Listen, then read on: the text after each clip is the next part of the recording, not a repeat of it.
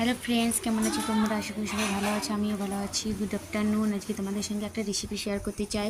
সেটা বড়া আলু দিয়ে তরকারি করেছি, মানে করবো। সরি, মিস্টেক হয়ে গেছে। তার জন্য দেখো কড়াইয়ে তেল গরম হতে দিয়ে দিয়েছিলাম। তেলটা গরম হয়ে গিয়ে পেঁয়াজগুলো দিয়ে দিলাম। পেঁয়াজগুলো দিয়ে দেওয়ার পর একটু নাড়াচাড়া করছি।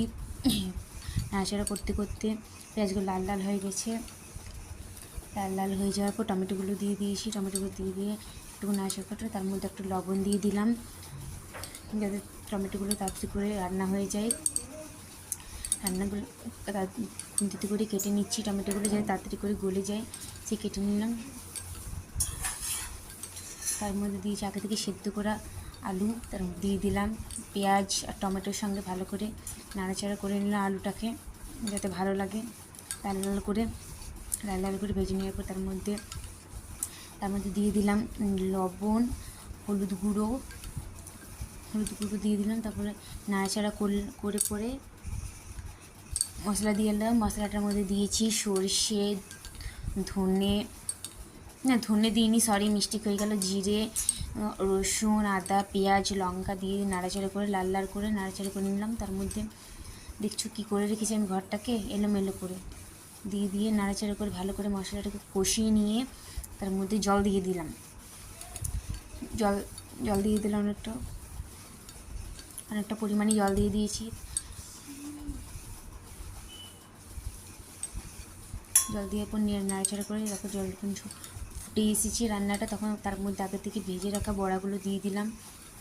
দিয়ে তার মধ্যে গরম মশলা, একটুকু চিকেন মশলা দিয়ে দিলাম যাতে টেস্টি হয়। আমি এমনি তার মা দিয়ে দিল মেথি গুঁড়ো, দিয়ে পরে নামিয়ে নিলাম। একটা তরকারি রান্না কমপ্লিট। আর একটা তরকারি হচ্ছে পটেটো আর ভেন্ডি দিয়ে ভাজি একটা। হলুদ লবণ দিয়ে একটু নাড়াচাড়া করে নিলাম যাতে ভালো করে মিশ্রণটা হয়। তারপর ঢাকা দিয়ে দিলাম হালকা জল দিয়ে। তার মধ্যে আগে যে রান্নাটা করলাম সেটা আমি টেস্ট করে দেখলাম যে কেমন হয়েছে। বাপের বাড়িতে এসে প্রথমবার রান্না করলাম, তার জন্য টেস্ট করে দেখলাম কেমন হয়েছে খেতে। মধ্যে খেতে এগুলো সিদ্ধ হয়ে এসছে। ঢাকাটাগুলো একটু নাড়াচাড়া করে নিলাম, নাড়াচাড়া করে নামিয়ে নিলাম। কড়াটা বসিয়ে দিয়েছি উনুনে গরম হওয়ার জন্য। গরম হয়ে গেছে, তার মধ্যে দিয়ে দিয়েছি 5 ফোড়ন, তেল, শুকনো লঙ্কা দিয়ে পরে ভালো করে সেই আগে থেকে সিদ্ধ করে রাখা আলু আর ঢ্যাঁড়সগুলো দিয়ে দিলাম। অনেকক্ষণ ধরে কড়াই গরম হয়ে গেলে পরে তাহলে কড়াইটাতে লেগে যায় না, তাই জন্য আমার লাগেনি।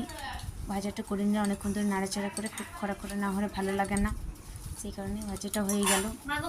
ভাজাটা হয়ে যাওয়ার পর আমি এবারে একটু ফ্যানের